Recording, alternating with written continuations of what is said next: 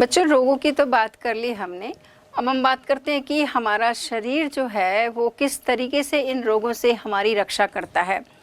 तो प्रकृति ने हमारे शरीर को यानी जीवों को जो है कुछ निश्चित कार्य प्रणालियाँ दी गई हैं या प्रदान की गई हैं प्रकृति के द्वारा, ताकि जो है हम रोगों से हम अपनी सुरक्षा कर सकें। तो जैसे ही कोई पैथोजन और उसका टॉक्सिन जैसे ही शरीर में प्रवेश करता है, होस्ट सेल यानी पोषक की कोशिकाओं में इतनी कैपेबिलिटी रहती है, इतनी क्षमता रहती है कि वो उनको रोक सके, उनके प्रभावों को कहना चाहिए रोक सके या ख़त्म कर सके। और ये जो भी होता है वो एक तंत्र के ज़रिए होता है, यानी ये जो कहलाता है वो प्रतिरक्षा कहलाता है। और इसमें एक तंत्र है, वो है प्रतिरक्षा तंत्र यानी इम्यून सिस्टम है। तो इम्यून सिस्टम की अब हम बात करेंगे। इम्यून सिस्टम में खास उसकी विशेषता क्या है कि ये अपने और बाहर की जो कोशिकाएं हैं इसमें बहुत आसानी से ये विभेदन कर सकते हैं, यानी आइडेंटिफाइड कर पाते हैं। इसीलिए जैसे ही कोई बाहरी पैथोजेंस जो है वो एंटर करता है, वो इनको जो है ख़त्म कर देते हैं, नष्ट कर देते हैं। अब ये इम्यून सिस्टम जो है वो दो प्रकार का होता है। एक ह्यूमरल एंटीबॉडी इम्यून सिस्टम है, ह्यूमरल है ना, इसको नाम जो है पहले ह्यूमरस कहते थे, अब इसको ह्यूमरल कहते हैं। तो ये जो है AMIS यानी एंटीबॉडीज मीडिएटरी इम्यून सिस्टम है। इसमें जो है एंटीबॉडीज़ बनती हैं, और ये एंटीबॉडीज़ क्या है, एक तरह की प्रोटीन है, सॉल्युबल प्रोटीन होती हैं। ये लिम्फ एंड ब्लड के ज़रिए जो है पूरे शरीर में क्या होती है, सर्कुलेट होती हैं। और जैसे ही कोई pathogens like bacteria and virus enter करते हैं, ये एंटीबॉडीज़ जो हैं उनसे क्रिया करके उनको ख़त्म कर देती हैं, नष्ट कर देती हैं। दूसरा जो है इम्यून सिस्टम हमारा सेल मीडिएटरी इम्यून सिस्टम है, यानी कि CMIS है। अब इसमें जो है कुछ विशेष तरीके की सेल्स होती हैं यानी कोशिकाएं होती हैं, और ये लिम्फोसाइट्स कहना चाहिए। और इसमें बी सेल्स है, टी सेल्स होती हैं। ये बी सेल्स और टी सेल्स जो हैं ये भी क्या करती हैं, इनके अलावा मतलब बैक्टीरिया एंड वायरस से तो हमारे शरीर की रक्षा करती हैं, लेकिन कोई प्रोटोजोन्स हैं और कोई फंगस है। आपने पीछे संक्रामक रोगों में पढ़ा ही था कि कुछ प्रोटोजोन्स हैं वो भी इफ़ेक्ट करते हैं हमारे बॉडी को, कुछ रोग पैदा करते हैं। ऐसे कुछ फंगस हैं वो भी पैदा करते हैं। तो ये जो सेल्स हैं इनसे भी हमारी रक्षा करती हैं। अब ये हमने इम्यून सिस्टम दो तरीके की बात की। अब हम बात करते हैं टाइप्स ऑफ इम्यूनिटी, यानी प्रतिरक्षा जो है वो दो प्रकार की है। वो दो प्रकार है, एक जो है कहना चाहिए कि जन्मजात है, इसको इन्नेट इम्यूनिटी कहते हैं, और दूसरी जो है एक्वायर्ड है यानी कि उपार्जित है। अब जन्मजात यानी इन्नेट इम्यूनिटी क्या है, तो इन्नेट कहना चाहिए कि ये किसी जीव को जन्म से ही वो प्राप्त होती है। इसको इनबॉर्न भी कहते हैं, इसको नेचुरल इम्यूनिटी भी कहते हैं। इसके भी और आगे प्रकार हैं, जैसे कि बैरियर्स हैं। वो बैरियर्स क्या करते हैं, इन पैथोजेंस को हमारी बॉडी में प्रवेश करने से रोकते हैं। तो वो बैरियर कौन कौन से हैं, जैसे पहला बैरियर है फिजिकल का, यानी कि भौतिक रूप से ये एक अवरोध है। और वो अवरोध में सबसे बड़ा जो इसमें आता है वो है स्किन, यानी हमारी त्वचा।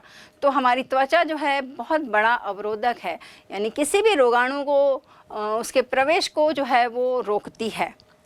तो सबसे बड़ा बैरियर ये स्किन है। इसके अलावा जो है नेजल हेयर्स हैं। आप जानते हो हमारे ये नाक के जो नॉस्ट्रिल है यहाँ पर नेजल हेयर्स होते हैं, इसलिए कहा जाता है कि नाक से ही मतलब कहना जी जो सांस लेते हैं वो नोज़ के थ्रू ही जाए तो वो बेटर होती है, क्योंकि एक तो वहाँ हेयर्स हैं, उसमें जो डस्ट पार्टिकल्स हैं, कुछ जर्म्स हैं जो एंट्री कर रहे हैं वो क्या हो जाते हैं, वहाँ पर फंस जाते हैं, ट्रैप हो जाते हैं। तो ये नेजल हेयर्स में वहाँ भी म्यूकस ग्लैंड से म्यूकस सीक्रेट होता है। और दूसरा जो है कि रेस्पिरेटरी ट्रैक्ट है, वहाँ पर भी म्यूकस का एक लेयर है। और यूरिनस जेनिटल जो मार्ग है वहाँ पर भी जो है म्यूकस का लेयर है, जो ये रोगाणुओं को बॉडी में एंट्री करने से ये रोकते हैं। तो ये सबसे बड़ा फिजिकल बैरियर है। दूसरा जो बैरियर है वो फिजियोलॉजिकल है। अब ये फिजियोलॉजिकल किसको कहेंगे, यानी कि हमारे शरीर में कुछ ऐसी कार्य होते रहते हैं, कुछ सिस्टम जो अपना कार्य करते रहते, तो इनके ज़रिए जो है कुछ ऐसे कहना चाहिए पदार्थ उत्पन्न होते हैं जिसके जरिए भी जो है ये पैथोजेंस जो हैं वो ख़त्म होते हैं। अब कुछ एग्जाम्पल की हम बात करते हैं, जैसे कि अमाशय, आपने इसको पहले की क्लासेस में भी पढ़ा होगा। अमाशय में क्या होता है, HCl, ये गैस्ट्रिक ग्लैंड्स होती हैं अमाशय में, और जो जठर रस स्रावित करती हैं, और इस जठर रस में HCl होता है। इसका एक काम तो आप जानते ही हैं कि ये जो है अमाशय का जो pH है उसको एसिडिक रखता है, क्योंकि उसी माध्यम में जो है वो पेप्सिन जो है वो काम कर पाएगा। इसका दूसरा महत्वपूर्ण काम क्या है कि हमारे भोजन में यदि कोई बैक्टीरिया, कोई पैथोजेंस एंटर भी हो गया है तो भी वो HCl जो है उसको ख़त्म करने का काम करता है। और फिर जो है हमारे मुंह में जो है लार है, यानी स्लाइवा है, इस स्लाइवा में भी लाइसोजाइम एंजाइम होता है, और ये लाइसोजाइम एंजाइम जो है वो भी क्या करता है, रोगाणुओं को ख़त्म करता है। और फिर जो है आप कहोगे कि जब आप कहना चाहिए इमोशनल हो जाते हो तो आप रोते हो, आंसू निकलते हैं, बट ये आंसू भी अच्छे होते हैं, क्योंकि ये आंसू भी क्या करते हैं, रोगाणुओं को अंदर जाने से रोकते हैं, उनके प्रवेश को रोकते हैं। ऐसे ही लिवर में बाइल जूस है, वो भी यानी इस तरीके के काम करता है, रोगाणु को ख़त्म करने का काम करता है। तो ये कुछ ऐसे फिजियोलॉजिकल बैरियर्स हैं जो कि रोगाणुओं के हमारे शरीर के अंदर प्रवेश कर भी जाते हैं, तभी भी उनको क्या करते हैं, ख़त्म करते हैं। और देखिए आप, प्रकृति ने हमें कितने अच्छे तरीके से ऐसे कुछ प्रोडक्ट्स हैं, कुछ सिस्टम है हमारे अंदर, कुछ ऐसे बैरियर्स हैं जिनके ज़रिए हमारा रोगाणुओं से जो है वो सुरक्षा हो जाती है। तो ये दूसरा प्रकार हो गया। तीसरा प्रकार है सेलुलर यानी कोशिकीय। अब इसमें जो है वो दो प्रकार होते हैं। एक जो है आपका फैगोसाइटोसिस है। फैगोसाइटोसिस में आप जानते हैं कि WBC है, वाइट ब्लड सेल्स हैं, और इसके बारे में आप बहुत पहले से ही जान रहे हैं कि WBC के ज़रिए जो है हमारा शरीर जो है संक्रमण से हमें बचाता है। तो ये पहली लाइन में कहना चाहिए कि जैसे दैनिक संक्रमण जो भी हमारे आसपास वातावरण में पैथोजेंस है वो एंटर करते हैं, लेकिन WBC क्या करता है, इनको ख़त्म करते जाता है, भक्षण करता जाता है, इसलिए इनको भक्षकाणु कहते हैं। और फैगोसाइटोसिस की एक क्रिया जैसे आप अमीबा में जानते हैं, ये उनके पोषण का माध्यम है। पोषण, जैसे अभी आप देख रहे हैं कि अमीबा कैसे जो है फूड पार्टिकल को अंदर ले रहा है, तो इसी तरीके से WBC में भी जो मैक्रोफेजेस हैं वो सेम इसी तरीके से काम करते हैं। अब इसको भी एक इसके ज़रिए देख सकते हैं। जैसे ये मैक्रोफेज है, मैक्रोफेज में कहना चाहिए बॉडी में कोई माइक्रोब एंटर किया, तो माइक्रोब को वो क्या करेगा, हमारी कोशिकाओं के चारों ओर झिल्ली है, उसमें रिसेप्टर्स होते हैं। ये रिसेप्टर्स जो हैं माइक्रोब्स की पहचान करते हैं। तो ये जैसे मैक्रोफेज के चारों ओर मान लो कोई रिसेप्टर्स है, तो माइक्रोब्स एंटर किया तो वो क्या करता है, उसकी पहचान किया, उसको क्या करता है, पकड़ लेता है। तो पहला क्या होगा, रिकॉग्निशन होगा। दूसरा क्या होगा, इंजेक्शन होगा, यानी उसको वो अंदर ले लेता है। और फिर अंदर में एक फैगोसोम बन जाता है, यानी कि एक आउटर लेयर बन जाती है, आप जैसे देख रहे हो, और अंदर में वो माइक्रोब्स ट्रैप हो जाता है। अब इसको अंदर ले लिया तो ये फैगोसोम बन गया। अब मैक्रोफेज में लाइसोसोम है। लाइसोसोम क्या करेगा, आप जानते हो लाइसोसोम में डाइजेस्टिव एंजाइम्स होते हैं, तो ये लाइसोसोम जो है उस फैगोसोम से जुड़ जाता है, तो ये फैगोलाइसोसोम बनाता है। तो फैगोलाइसोसोम में क्या करेगा, ये जो दोनों अब जुड़ गए। अब लाइसोसोम में क्या है, डाइजेस्टिव एंजाइम्स हैं, तो अंदर के जो माइक्रोब्स है यानी कि जो बैक्टीरिया है उसको क्या करता है, डाइजेस्ट करता है, यानी पाचन करता है, उसको छोटे छोटे टुकड़ों में तोड़ देता है, यानी microbial killer. Next stage, and then जब ये पूरा ख़त्म हो जाता है तो लास्ट में रेसिडुअल बॉडी बनती है, और ये रेसिडुअल बॉडी जो है वो प्लाज्मा मेम्ब्रेन के करीब आती है, और फिर ये शरीर यानी कोशिका से ये बाहर निकल जाती है। तो इस तरीके से ये मैक्रोफेजेस जो हैं वो माइक्रोब्स एंटर करते ही रहते हैं, और ये उनको क्या करते हैं, ख़त्म करते जाते हैं। तो लाइसोसोम का इतना महत्वपूर्ण काम है क्योंकि उसमें बहुत सारे डाइजेस्टिव एंजाइम्स हैं जो कि फेगोलाइसोसोम के ज़रिए उनको ख़त्म करते हैं। तो ये मैक्रोफेजेस की बात हुई। और दूसरा जो है लिम्फोसाइट्स हैं, और ये लिम्फेटिक सिस्टम में लिम्फोसाइट्स यानी दो तरह की कोशिकाएं बनती हैं, B cells and T cells हैं, इसको भी हम डिटेल में पढ़ेंगे। तो ये सेलुलर बैरियर्स हैं जिनके ज़रिए जो है हमारा शरीर जो है वो क्या होता है, सुरक्षित रहता है, रोगाणुओं से हमारा ये जो है सिस्टम जो है हमें बचाव करता है। एक और बैरियर्स की बात करेंगे हम, साइटोकाइन की। तो ये साइटोकाइंस जो है एक तरह के विशेष प्रकार के प्रतिजैविक जो हैं विहीन प्रोटीन है। वायरस में जो है इंटरफेरॉन होते हैं। अब ये जैसे आप पिक्चर देख रहे हो कि जैसे वो वायरस को एंटर कराया गया तो उसका जो आउटर लेयर है वो डिज़ोल्व हो जाता है और उसका जो जेनेटिक मटेरियल है वो अपनी मतलब कॉपीज़ बनाता है। तो वो इंटरफेरॉन वही होते हैं और वो प्रोटीन होते हैं। अब इस तरीके के या इससे यानी ज़्यादा प्रभाव वाले यदि वायरस एंटर करते हैं या अटैक करते हैं तो ये वाले प्रोटीन इंटरफेरॉन जो है वो उनको ख़त्म करते हैं यानी नष्ट करते हैं। तो इस तरीके से एक चौथा बैरियर है साइटोकाइंस। तो ये अभी हमने जो बात की ये टोटली इन्नेट इम्यूनिटी की बात की, यानी ये जन्मजात ये क्वालिटीज़ हैं जो हमको ये मिलती है, बाय बर्थ मिलती हैं, या कहना चाहिए कि ये जेनेटिकली जो है वो मिलती है। बच्चों, इम्यून सिस्टम जो है वो किन से मिलकर बना होता है इसको देखते हैं। तो हमारा इम्यून सिस्टम जो है जैसे लिम्फॉइड ऑर्गन्स हैं उनसे मिलकर बना होता है, कई प्रकार की कोशिकाएं हैं उनसे बना होता है, कुछ टिश्यूज़ हैं यानी ऊतक हैं उनसे बना होता है, और कुछ सॉल्युबल मॉलिक्यूल्स हैं इनसे बना होता है।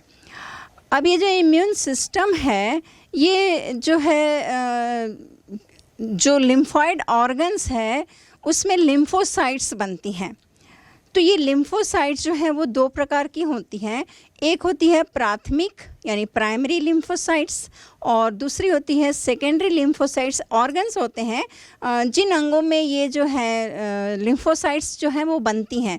तो जैसे कि प्राइमरी लिम्फोसाइट्स ऑर्गन्स हैं वो क्या है, वो बोन मैरो है और है थाइमस। और जो सेकेंडरी लिम्फोसाइट्स ऑर्गन्स है जैसे आप ये देख रहे हो इसमें स्प्लीन आता है और लिम्फ ग्लैंड्स हैं, टॉन्सिल है, इलियम है और अपेंडिक्स है। तो ये जो है लिम्फॉइड ऑर्गन्स है जहाँ पर लिम्फोसाइट्स बनती हैं, और ये लिम्फोसाइट्स जो हैं वो प्रतिरक्षा तंत्र में जो है प्रतिरक्षा बनाने का यानी एंटीबॉडीज़ बनाती हैं, और भी कई तरीके की जो है वो कोशिकाएं हैं वो किस तरीके से हमें रोगाणुओं से बचाती हैं वो सब इसके अंतर्गत आता है। तो इससे पहले जो है हमने इन्नेट इम्यूनिटी की हमने बात कर ली थी, यानी जन्मजात जो प्रतिरक्षा है इम्यूनिटी है वो क्या होता है, जन्म से ही बच्चे को यानी जीव को जो है वो मिलती है। अब दूसरी जो है उसका क्या प्रकार है, वो एक्वायर्ड है। एक्वायर्ड का मतलब होता है उपार्जित, जिसको जो है जीव जो है जीवन काल में कहना चाहिए वो ग्रहण करता है, उसके जीवन काल में वो डेवलप होती है, तो वो होती है उपार्जित। अब जब कभी भी जीव में पहली बार कोई पैथोजन या रोगाणु जो है वो प्रवेश करता है तब जो है हमारी बॉडी जो है लोअर इंटेंसिटी की जो है रिस्पॉन्स रिएक्ट होती है, यानी जो उसकी इंटेंसिटी रहती है वो लो लेवल की होती है, लो इंटेंसिटी होती है। लेकिन जब सेकेंड बार वही पैथोजन जो है बॉडी में एंटर करता है तब जो इंटेंसिटी रहती है वो बहुत हाई रहती है। तो ये जो है प्राइमरी रिस्पॉन्स हैं जो लो इंटेंसिटी की हमने बात की। अब जब वो सेकेंड टाइम जब वही पैथोजन एंटर कर रहा है तो हाई इंटेंसिटी की जो है वो सेकेंडरी रिस्पॉन्स होता है, वो हमारे बॉडी जो है वो रिस्पॉन्स करती है। असल में हमारी बॉडी को याद रहता है वो पहली मुठभेड़ यानी पहली भेंट जब पहली बार पैथोजन जो एंट्री हुई थी वो यादाश्त का काम करता है, यानी वो याद रहता है हमारे बॉडी को। अब आप ये सोच सकते हैं हमारी बॉडी कितनी कहना चाहिए अनूठी है, मतलब सो डिफरेंट ना, कि कितना प्रकृति के द्वारा ही हमें हमारे शरीर में जो है इन रोगाणुओं से हमें बचने के लिए ये तरीके दिए गए हैं। तो ये एक्वायर्ड है, ये बॉडी में डेवलप होती है।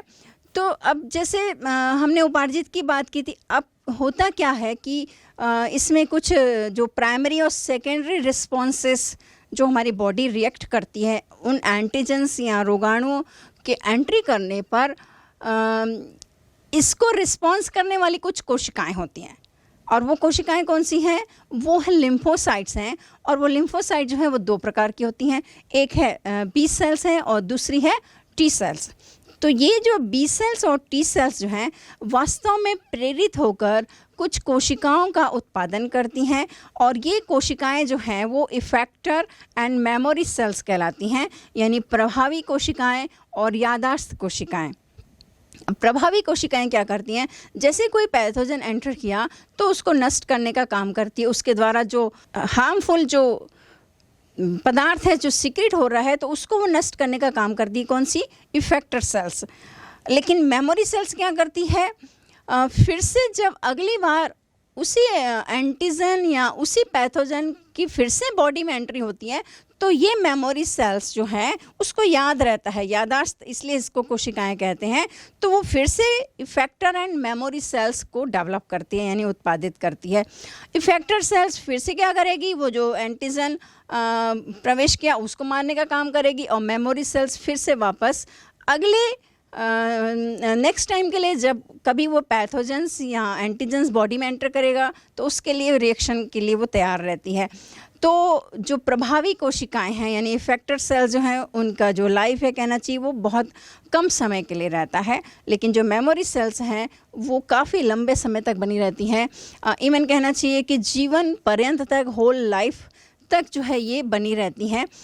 इसी के कारण जो है इसको एक्वायर्ड कहते हैं, क्योंकि जब कोई एंटीजन एक बार एंट्री कर लिया तो उसके बाद जो है हमारी बॉडी में जो है एंटीबॉडीज़ बन जाती हैं, यानी प्रतिरक्षा ऐसे अणु बन जाते हैं, और ये अणु जो हैं क्या करते हैं? हमें उन रोगाणुओं से, उन पैथोजन से जो है वो हमारी रक्षा करते हैं।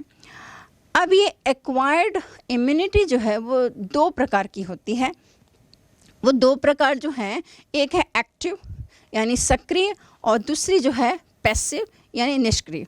अब एक्टिव इम्यूनिटी जो है वो, एक्वायर्ड इम्यूनिटी जो है वो क्या है? असल में जब पहली बार किसी एंटीजन का बॉडी में प्रवेश होता है, संक्रमण होता है, तो उसके अगेंस्ट में एंटीबॉडीज़ बनने लग जाती हैं, और इस तरह की इम्यूनिटी में एंटीबॉडीज़ बनने के लिए जो है वो समय लगता है, और फिर जो है ये एक बार एंटीबॉडीज़ डेवलप हो गई तो ये फिर जो है बहुत समय तक रहती हैं। तो ये जो है एक्टिव इम्यूनिटी है, एक्वायर्ड। और जो दूसरी है पैसिव, तो ये जो है एक्चुअली क्या होता है, इसमें बाहर से एंटीबॉडीज़ को बॉडी में प्रवेश कराया जाता है, तो इसमें ये जो है तुरंत सक्रिय रहती है, क्योंकि एंटीबॉडीज़ ही बॉडी में एंटर हो रहा है तो ये सक्रिय हो जाती हैं। तो इसका जो ड्यूरेशन है यानी ये जो है कम समय के लिए रहती है। इसको हम एक एग्जांपल के जरिए देख सकते हैं। जैसे मान लो एक व्यक्ति है, उसको कुत्ते ने काटा, उस कुत्ते में यदि रेबीज़ वायरस है तो वो वायरस जो है वो क्या हो जाएगा, उसके में यानी जिसको काटा है उसमें एंटर हो जाएगा। अब ये उस वायरस के जैसी एंट्री होती है बॉडी में एंटीबॉडीज़ बनने लगती हैं, लेकिन वो उतनी पर्याप्त मात्रा में नहीं होती है। तो इसीलिए क्या किया जाता है, ऐसे दूसरे जंतु जिनमें ये एंटीबॉडीज़ बन रही है वो एंटीबॉडीज़ को इनमें जो है वो इंजेक्ट किया जाता है, ताकि पर्याप्त मात्रा में एंटीबॉडीज़ बन सकें और फिर जो है उसकी जो है उससे सुरक्षा हो सके, यानी जो रेबीज़ वायरस एंटर किया है उससे उसका बचाव हो सके। तो ये दो तरह की एक्वायर्ड इम्यूनिटी है। तो ऐसा एक उदाहरण जो है, जैसे कोई नवजात बच्चा है, अभी जन्म लिया है, तो उसको माँ का दूध क्यों ज़रूरी है? असल में उसके जो दूध रहता है पीले रंग का रहता है, उसको कोलेस्ट्रॉम या पीयूष कहते हैं। उसमें इम्यूनोग्लोबिन ए की जो है बहुत ज़्यादा प्रचुरता में मात्रा रहती है, जो शिशु की सुरक्षा करती है रोगों से। तो ये पैसिव इम्यूनिटी का उदाहरण है। और ऐसे ही गर्भस्थ शिशु को प्लेसेंटा के द्वारा भी कुछ एंटीबॉडीज़ जो हैं वो मिलते हैं जो उसकी रक्षा करते हैं। बच्चों, हमारे प्रतिरक्षा तंत्र यानी इम्यून सिस्टम की इतनी बड़ी विशेषता ये है कि ये जो हमारा सिस्टम है स्वयं की कोशिकाओं और बाहरी जो भी वस्तुएं बॉडी में एंटर करती उसमें ये भेद कर लेता है। जैसे हमने बात की कि कोई भी एंटीजन या बाहरी पदार्थ बॉडी में एंटर कर रहा है तो उसके अगेंस्ट जो है एंटीबॉडीज़ बन जाती हैं। बाहरी पदार्थ को एंटीजन कहते हैं और जो अंदर में उनके अगेंस्ट में जो मॉलिक्यूल्स हैं वो एंटीबॉडीज़ कहलाती हैं। तो दरअसल होता क्या है कि ये एंटीजन जो है असल में सूक्ष्म जीवों में जो सेल वॉल रहती है या उनके बाहरी आवरण में पाए जाने वाले ये प्रोटीन या पॉलीसैकेराइड्स होते हैं। और ये एंटीजन्स जो हैं न केवल सूक्ष्म जीवों के ज़रिए हमारे बॉडी में एंटर करते हैं बल्कि कुछ दवाइयों के ज़रिए है, कुछ ब्लड वेसल्स के ज़रिए है, अंडे का जो श्वेत पदार्थ है उसके ज़रिए भी, या पॉलन ग्रेन्स हैं उसके ज़रिए भी, या ट्रांसप्लांट जो ऑर्गन्स का होता है उसके ज़रिए भी। आपने सुना होगा कि कई बार जब भी ऑर्गन का जो प्रत्यारोपण किया जाता है तब ये टेस्ट किया जाता है। एक्चुअली एक तो उनके ही जेनेटिकली हो यानी उन्हीं के परिवार से ही होना चाहिए और फिर वो मैच होना चाहिए, क्योंकि हमारी जो कोशिकाएं हैं दूसरी कोशिकाओं को में विभेद करती हैं यानी डिफरेंशिएशन करती हैं कि कोई भी बाहरी एंटर कर रहा है तो वो उसके लिए एंटीबॉडीज़ बन जाती हैं, उसको ख़त्म करने का वो प्रयास करती हैं। तो इसलिए जब ऐसा आपने सुना होगा कि हम सिस्टम के द्वारा यानी बॉडी के द्वारा जो है नकार दिया जाता है, यानी वो फंक्शन, वो जो ऑर्गन है वो काम नहीं करता है। तो इस तरीके से प्रत्यारोपित अंग के ज़रिए भी कुछ एंटीजन्स जो हैं वो बॉडी में एंटर कर सकते हैं। तो ये जो भी एंटीजन्स बॉडी में एंटर करते हैं वो इम्यून सिस्टम के लिए जो है इम्यूनिटी डेवलप करने के लिए यानी एंटीबॉडीज़ को बनाने के लिए प्रेरित करते हैं। अब जैसे हमने बात की जो ये एक्वायर्ड इम्यूनिटी है वो लिम्फोसाइट्स के ज़रिए दो प्रकार की कोशिकाएं हैं, एक बी सेल्स है और एक टी सेल्स है, उसके ज़रिए जो है वो डेवलप होता है। तो ये बी सेल्स जो हैं वो क्या हैं, टी सेल्स क्या हैं, इसके बारे में अब हम लोग जानेंगे, चर्चा करेंगे उसके बारे में। तो ये बी सेल्स और टी सेल्स जो हैं जब एम्ब्रियोनिक स्टेज रहती है यानी भ्रूणी अवस्था में ये लिवर में बनते हैं, लेकिन वयस्क अवस्था में जैसे आप ये देख रहे हो बोन मैरो में ये बनते हैं, दोनों बी सेल्स और टी सेल्स। अब ये सेल डिफरेंशिएशन के समय होता क्या है, जानते हो आप लोग, कोशिकीय क्या होता है, मतलब विभेदन होता है। भ्रूणी अवस्था में अलग अलग कोशिकाएं जो है अलग अलग अंगों का निर्माण करती हैं। तो कोशिकीय विभेदन के समय जो लिम्फोसाइट्स, क्योंकि ये बी और टी सेल्स जो हैं क्या हैं, एक तरह की लिम्फोसाइट्स हैं, और लिम्फोसाइट्स क्या हैं, एक तरह की वाइट ब्लड सेल्स हैं। तो जो लिम्फोसाइट्स थाइमस में प्रवेश कर जाती है यानी थाइमस ग्लैंड में जो प्रवेश कर जाती हैं वो लिम्फोसाइट जो है वो बी सेल्स बनाती हैं। अब इन दोनों में अंतर क्या है, बी सेल्स जो है वो एंटीबॉडीज़ का निर्माण करती हैं और जो टी सेल्स हैं वो कोशिकीय प्रतिरक्षा के लिए वो जिम्मेदार होती है। अब ये बी सेल्स जो हैं, ये बी सेल्स किस तरीके से इनका एंटीजन के प्रति जो है वो रिएक्शंस होता है यानी उनकी रिस्पॉन्स होती है, उसको देखते हैं। तो वो बी सेल्स क्या करती, जैसे ही बॉडी में कोई एंटीजन एंटर करता है उनके अगेंस्ट में एंटीबॉडीज़ बन रही हैं, बी सेल्स बना रही हैं। अब ये बी सेल्स क्या करती हैं, क्लोन सेल्स बनाती हैं, प्लाज्मा में क्लोन सेल्स बनाती हैं। और ये एक क्लोन सेल्स जो है लगभग 1 सेकंड में 2000 एंटीबॉडीज़ का निर्माण करती हैं। ये एंटीबॉडीज़ का डायग्राम किस तरीके का है उसकी भी हम आगे बात करेंगे। तो ये इस तरीके से आप देख रहे हो सेकंड में जो है कितने सारे बॉडी में एंटीबॉडीज़ बन जाते हैं।